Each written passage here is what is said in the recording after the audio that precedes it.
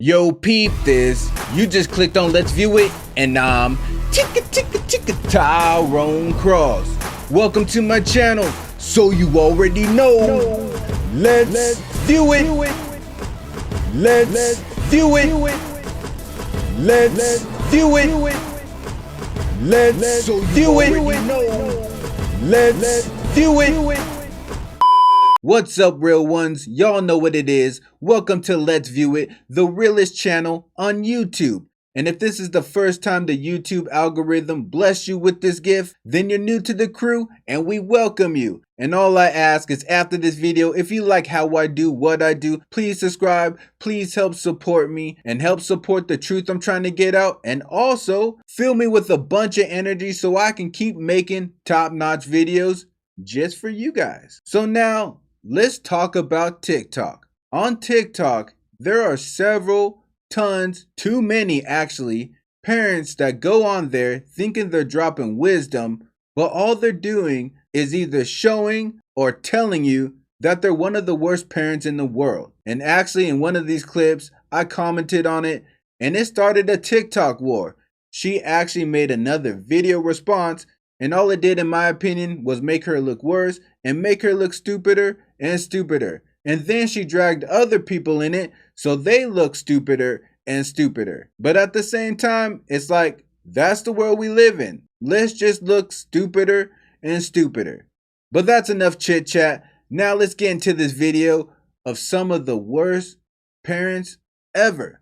So you already know. Let's view it.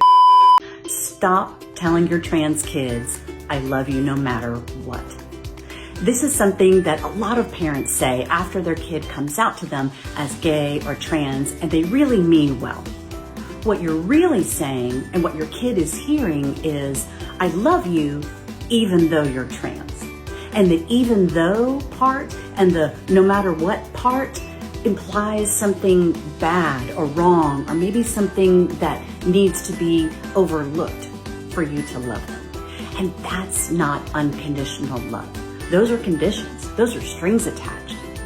A better way to tell your kids that you love them unconditionally is say, I love you for who you are, or I love every part of you, because your kids need to know that you really do. So this idiot thinks you should stop telling trans kids that you love them no matter what.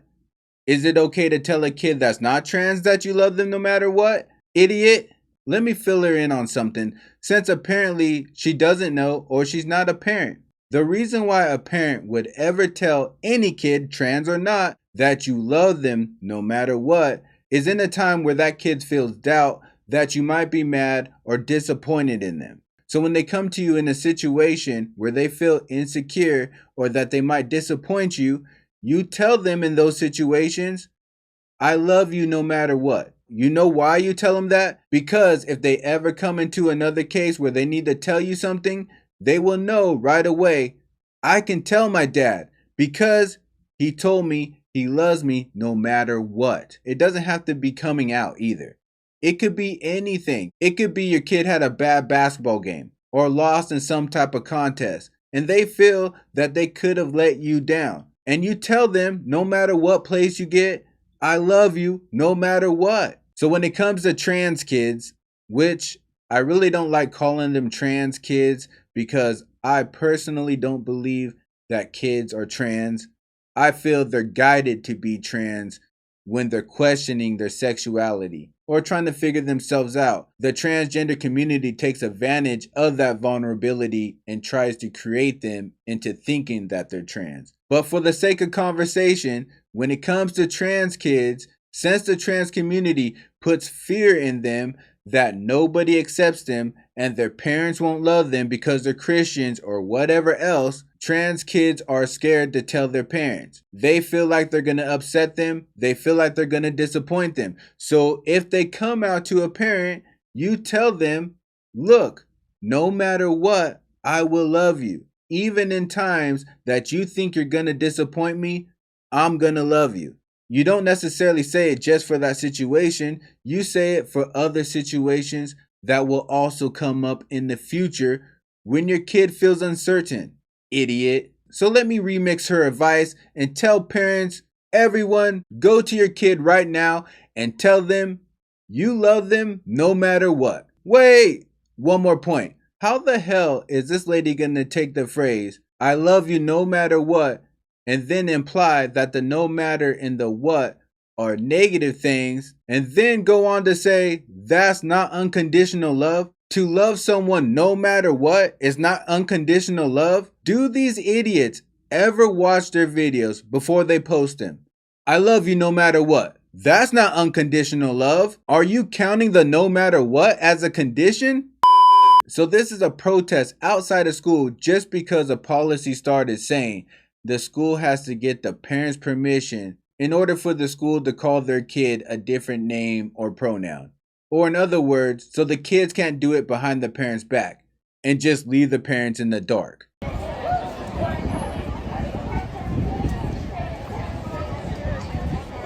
Wilbur is trans, doesn't go by his legal name. And that was fine last year at school. They changed it, no problem. We didn't have to go through any process. I didn't need to be told, but I'm okay with that. I just think that our kids should be able to be themselves at school. School should be a safe place where you can trust the people around you and be yourself. And sometimes home isn't that. So here's a parent that clearly knows that their kid changed her gender and name. And not the judge, but she looks lazy. So of course she'd be like, I would rather have less paperwork. Why would a parent that's going to agree to their child changing their gender and name care if the school asked them when they already made it okay with their kid? So instead of thinking about the fact that she doesn't give a damn what her kid's doing, she should also be aware of that some parents do. What about those parents? You think it's okay for someone's boy to go to school, say they're a girl, change their name, and never tell their parents? And what, when they go back home, they switch back to Billy? And then when they go to school, they're Jennifer? And they just keep doing that? And you think that's healthy? And then you go on to say that school should be a safe place where kids can be themselves. And home is not always that place. I don't know what kind of home you're running, but my home for my kids is always a safe place. For me as a parent to let the words come out my mouth that my home is not the safest place for my child, I can't even think of a strong enough negative word for it. You're claiming that the school is a safer place than your home, and we're not going to even mention school shootings. But the school is a safer place than your home. These parents are idiots. Not all parents are safe to involve. And kids have human rights too. They have the right to choose their name and their pronouns, and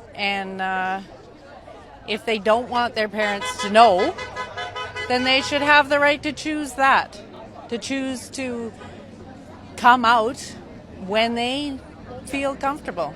How about this then?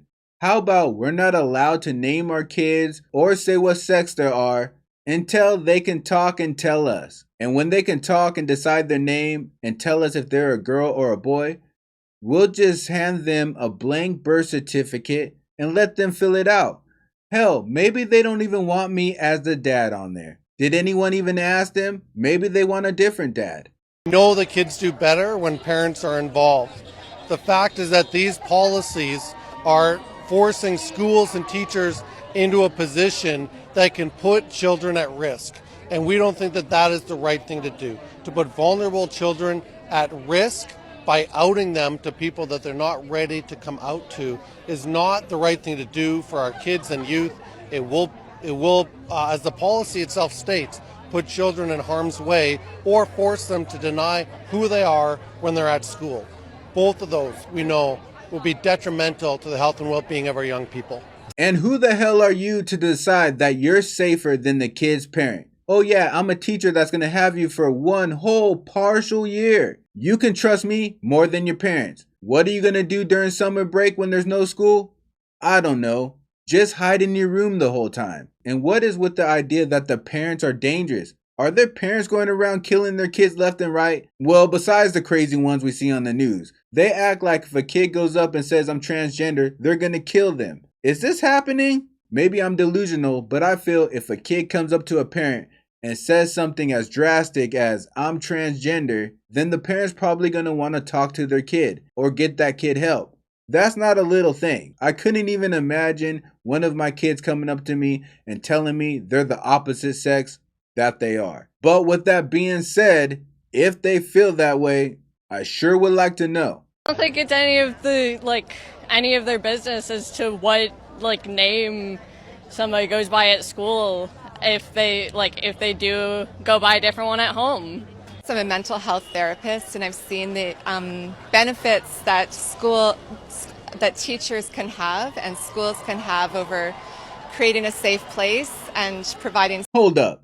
Did she just say she's the mental health therapist? She looks like she needs mental health therapy. Look at this craziness. She was talking like she was on drugs. I'm a mental health therapist, and I've seen the benefits that teachers can have and schools can have over creating a safe place and providing safe people for transgendered and gender diverse youth to go to. And then personally, my kiddo is trans, and even with me being a very open-minded person, they were even worried that I might not be a safe place. So it's information they kept to themselves for about 9 months. But their teacher was incredible. Hi, Brad, if you're there. And so my kiddo came out to their teacher, and who was incredibly supportive until they told me, and as an aside, my kid told me in the grocery store, and the teacher happened to just walk down the aisle. So it was kind of a beautiful moment. So I've seen situations where kids aren't able to tell their parents, and it increases chances of self-harm and suicide. Kids that are trans are 10 times more likely to commit suicide. That's true. Kids that are trans are more likely to commit suicide, as well as anyone who feels insecure or not happy with themselves on the inside. That's probably the leading cause of suicide, not being happy with yourself on the inside. But also transgenders get it worse because their own community keeps telling them that people don't respect them, that people don't accept them, that people don't think they are human. Now imagine telling somebody that already doesn't like themselves or can't accept themselves that nobody else likes them either. What do you think that's going to lead to? And then to make it even worse, you keep telling transgenders that they're likely to commit suicide unless they get gender affirming care. You add all of that up and you get high rates of suicide. It has nothing to do with the outside and non-transgenders or transphobia. It has everything to do with themselves and their own community perpetuating the idea that they're weak and they want to hurt themselves. And not only that, if someone never committed suicide or never even attempted suicide, there's no way to prove that if something was different, that they would have committed suicide. You cannot prove just because someone got gender affirming care and they did not attempt suicide that they would have otherwise. That's impossible to prove. So they really need to stop with all this gender affirming care, stop suicide stuff. There's no way to prove it. They just want gender affirming care allowed. But overall, the idea that kids can go to teachers instead of their parents, and that's a better choice, is just ridiculous. It's just stupid. Every good parent wants their kid to be able to go to them for any reason. Now in reality, that's not realistic. We all sometimes don't say something, whether we're trying to get away with something or we rather just keep it to ourselves, right? But ideally, a parent tries to teach their kid, you can come to me with whatever it is. I'm there for you. Not go to your teacher. That's the best option.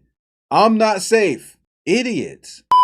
Now, before I start this clip, this is the clip that I commented to on TikTok, and it started a TikTok war. And I'll tell you what I said right after this clip. But let me explain the clip real quick so you know what you're looking at. A mom decided it was a good idea to post her autistic son being let out of his bed. And his bed is a medically prescribed bed that basically cages him in on his bed so he can't escape throughout the night. Because he can walk out the front door or hurt himself in other ways. There's all kinds of negative things that can happen if he's not locked in on his bed. Now on the other side, another person created a TikTok making fun of her TikTok, and they chained their kid to their bed. So let's check it out.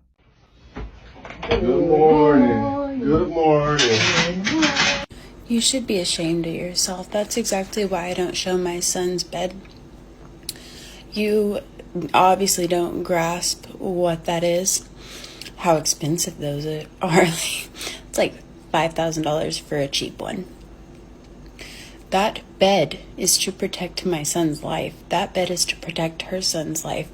You are privileged in the fact that your child is not disabled. My son, if he were to be sleeping in a normal bed and not have 3 cameras in his room, he could get up in the middle of the night and unalive himself by consuming all sorts of things around the house, or seeing how he has no sense of danger, or how he doesn't have a voice, or maybe the fact that he could possibly elope. And do you know what the biggest threat to an autistic child's life is? Water. Yeah, my son can get out of the house if I don't have 5 locks on my front door to protect him. He could get out of his normal bed, get out that door, wander into the street, get lost. If somebody found him, they would have no way to know where he came from. And that's if he would be lucky enough if someone found him. Like, you don't get it. And the fact that you are so privileged that you can get on social media and make jokes about the reality of someone else's life, the reality of someone's child's life, is absolutely repulsive. And I wish your child nothing but the best. And I really hope you choose to be a better parent and show them a better example, because that's not an example I would set. Hopefully your child doesn't grow up to be as toxic of an individual as yourself. But now I guess you can add the check mark of ableist to your resume, huh? You are making fun of a disabled child. Does that make you feel good? Do you get a little tingling sensation up your sphincter? You get fucking peach fuzz finally blooming? Trashiest of individuals. Now let me tell you what my comment was that started the TikTok war. All I said was, why would a parent put their kid on TikTok just because they have a disability? That's the real issue. Talk about triggering. That got another video response where she started coming at me saying, "What? Since my kid's autistic, they can't be on social media, but my other 2 kids are fine, so they can?" She started going on some kind of rant, not to mention that she's making this video while she's in the bathroom. I think maybe she thought that would be a little funny, but she basically makes this video and starts dogging me. So I immediately responded and put a bunch of laughy emojis and said, "That's not what I meant. I meant exploiting," and then told her she's playing semantics. But that's what happens when you think with your emotions and not your brain. I did not tell her, why do you put your kids on TikTok when they have a disorder? I said, why do you put your kids on TikTok because they have a disorder? That's 2 different things. She could have put her kid on TikTok at the park or something, eating some food, doing something he enjoys, doing something they enjoy. But no, you put your kid on TikTok during a private and vulnerable moment, and then when social media does what social media does and be mean or make fun of you, you go and blame the stranger. No, it's not your fault, right? It's not the mom's fault that put your kid out there to be made fun of. You just put them on a platter for all the bullies to eat up, right? And then when I speak up and say, hey, if you didn't put them out there like that, then they wouldn't be made fun of, you start attacking me. That just shows how bad of a parent you really are. If you don't want to protect your kids, that's on you. You can do what you want. They're your kids. You can make 100 more TikTok videos today and put them all out there and hope you get all kinds of clout and views and people telling you how great of a mother you must be. It must be hard taking care of those kids and all that. But just keep this in mind. While you're using your kids for clout, don't be surprised if some stranger decides, hey, I want to try to use your kid for clout too. The bottom line is, protect yours and yourself. Stop relying on strangers to do the right thing for you and yours to be okay.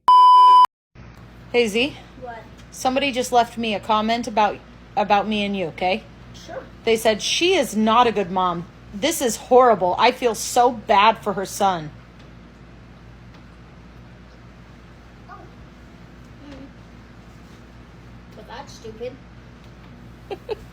That's it? Pretty much. Nothing else to say? Nope. What's wrong with these parents? How is it not common sense that that's something you shouldn't do? So now this parent is actually double dipping. They're actually telling their kids social media stuff so they can put their kids on social media. What kind of parent goes to their kid and tells them, so-and-so said bad things about you, so-and-so said you're ugly, so-and-so said you're stupid? What's the point of doing that? Couldn't you just keep that to yourself? Couldn't you just left your son alone and let him keep playing with his toys or whatever he was doing? No, you have to interrupt him and say, hey, guess what so-and-so said? They said, your mom's stupid. That's me. They called me stupid. And that they feel sorry for you. What do you got to say about that? And then he says, that's dumb. Did you just want to try to bring down his energy? Or did you think he was going to go on this whole spiel about how his mom's not stupid, that she's the greatest mom in the world, and that she knows exactly what she's doing because she loves me and lets me be who I am? I'm pretty sure that's what you were hoping for, so I'm pretty sure you're pretty disappointed. Your son's probably sitting there thinking, why is my mom telling me this? She's so stupid. So there it is, a whole video on some of the most terrible parents out there. Parents that refuse to protect their kids and drag them into drama, social media drama, and then there's parents who think their kids should go to their teachers first. And if that's not bad enough, one parent said, hold my beer. Don't tell your kids you love them no matter what. So now that you know schools are safer than home, you should drag your kids into social media beef, and you should never tell them you love them no matter what. All I need you guys to do is comment below. Tell me what you think. Is the school safer than your home? Can you trust a teacher more than you? Or are you not even listening to what I'm saying because you're too busy trying to get your kids in some TikTok beef? But while you're telling me your thoughts, I'm also going to need you to hit that bell like the Hunchback. Also click that hitchhiker button and subscribe with me. And I'll see you on the next trip. Day and night. Keep it real. Keep it real. Keep it real.